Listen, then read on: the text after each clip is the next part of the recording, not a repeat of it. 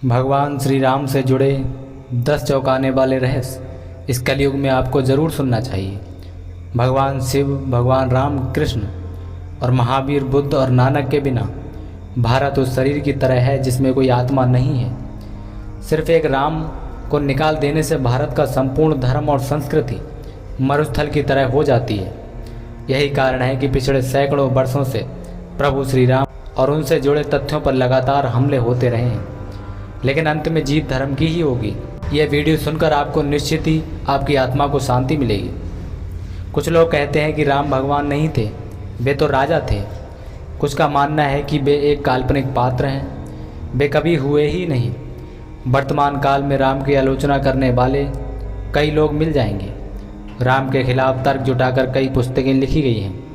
इन पुस्तक लिखने वालों में वामपंथी विचारधारा और धर्मांतरण करने वाले लोगों ने बढ़ चढ़कर भाग लिया है। तर्क से सही को गलत और गलत को सही सिद्ध किया जा सकता है। तर्क की बस यही ताकत है। तर्क वैश्याओं की तरह होते हैं। ये तर्कबाज लोग सभी नफरत के रावण हैं और रावण का अंत तय है। भगवान श्री राम से जुड़ा पहला रहस्य, नहीं किया था राम ने सीता का परित्याग। पहले रामायण 6 कांडों की होती थी, उसमें उत्तरकांड नहीं होता था। फिर बौद्ध काल में उसमें राम और सीता के बारे में सच झूठ लिखकर उत्तरकांड जोड़ दिया गया। उस काल से ही इस कांड पर विद्वानों ने घोर विरोध जताया था, लेकिन इस उत्तरकांड के चलते ही साहित्यकारों और कवियों और उपन्यासकारों को लिखने के लिए एक नया मसाला मिल गया और इस तरह राम धीरे धीरे बदनाम होते गए। इसी उत्तरकांड को तुलसीदास ने लवकुश कांड नाम से लिखा और कहानी को और विस्तार दिया गया। सीता 2 वर्ष तक रावण की अशोक वाटिका में बंधक बनकर रहीं, लेकिन इस दौरान रावण ने सीता को छुआ तक नहीं। इसका कारण था कि रावण को स्वर्ग की अप्सरा ने यह श्राप दिया था कि जब भी तुम किसी ऐसी स्त्री से प्रणय करोगे जो तुम्हें नहीं चाहती है, तो तुम तत्काल ही मृत्यु को प्राप्त हो जाओगे। अतः रावण किसी भी स्त्री की इच्छा के बगैर उससे प्रणय नहीं कर सकता था। सीता को मुक्त करने के बाद समाज में ये प्रचारित है कि अग्नि परीक्षा के बाद राम ने प्रसन्न भाव से सीता को ग्रहण किया और उपस्थित समुदाय से कहा कि उन्होंने लोक निंदा के भय से सीता को ग्रहण नहीं किया था, किंतु अब अग्नि परीक्षा से गुजरने के बाद यह सिद्ध होता है कि सीता पवित्र है, तो अब किसी को इसमें संशय नहीं होना चाहिए। लेकिन इस अग्नि परीक्षा के बाद भी जन समुदाय में तरह तरह की बातें बनाई जाने लगी। तब राम ने सीता को छोड़ने का मन बनाया। यह बात उत्तरकांड में लिखी है और यह मूल रामायण में नहीं है।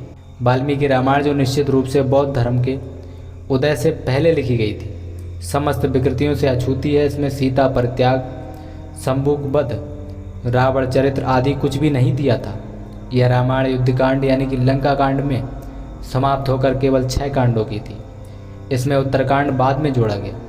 कालिदास, भवभूति जैसे कवि सहित अनेक भाषाओं के रचनाकारों सहित रामचरितमानस के रचयिता ने भी भ्रमित होकर उत्तरकांड को लवकुश कांड के नाम से लिखा।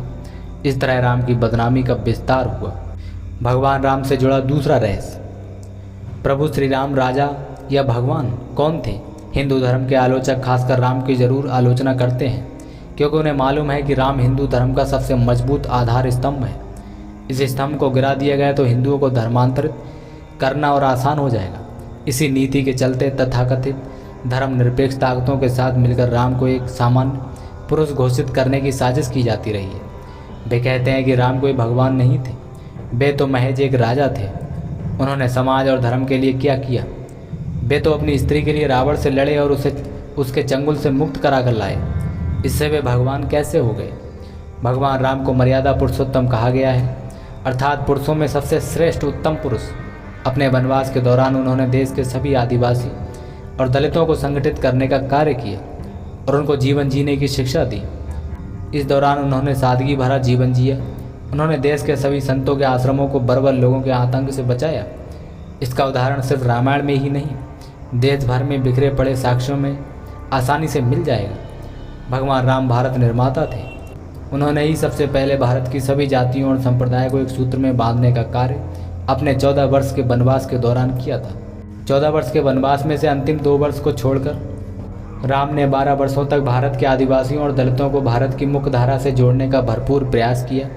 शुरुआत होती है केवड़ प्रसंग से। इसके बाद चित्रकूट में रहकर उन्होंने धर्म और कर्म की शिक्षा दीक्षा ली। यहीं पर वाल्मीकि आश्रम और मांडव्य आश्रम भी है। यहीं पर से राम के भाई भरत उनकी चरण पादुका ले गए थे। चित्रकूट के पास ही सतना में अत्रि ऋषि का आश्रम था।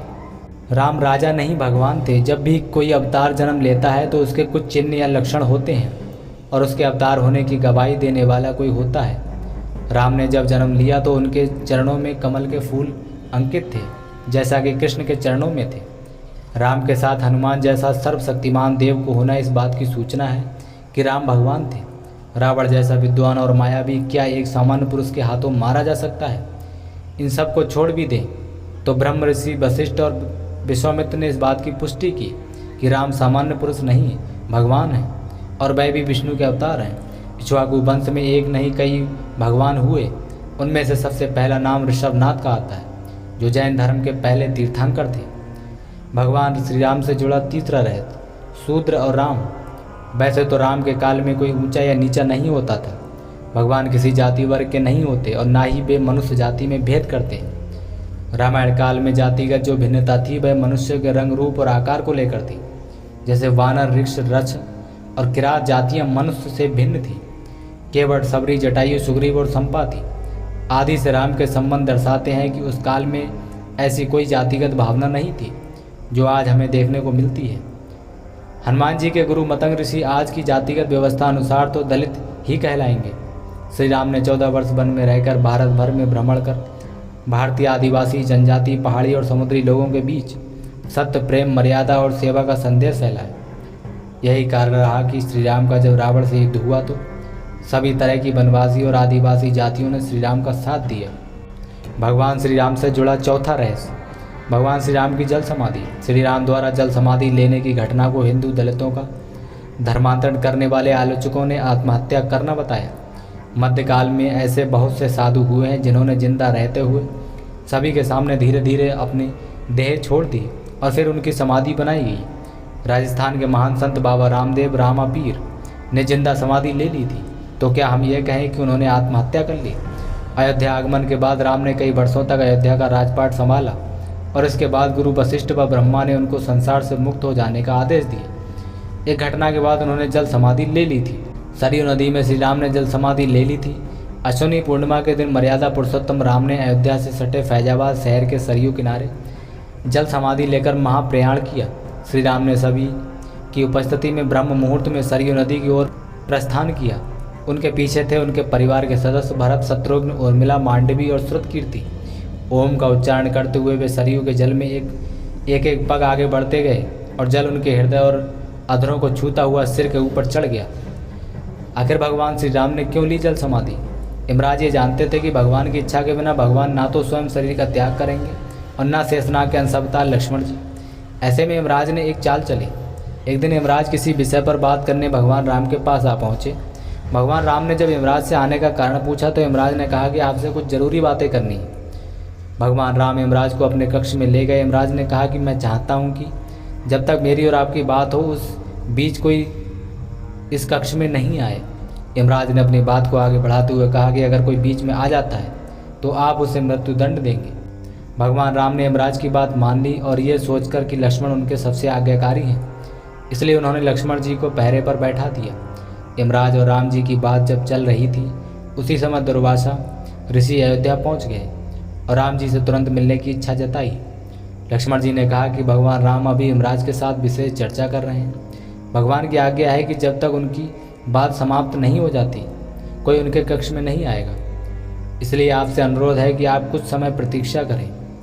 ऋषि दुर्वासा लक्ष्मण जी की बातों से क्रोधित हो गए और कहा कि अभी जाकर राम से कहो कि मैं उनसे मिलना चाहता हूँ, अन्यथा मैं पूरी अयोध्या को नष्ट होने का श्राप दे दूंगा।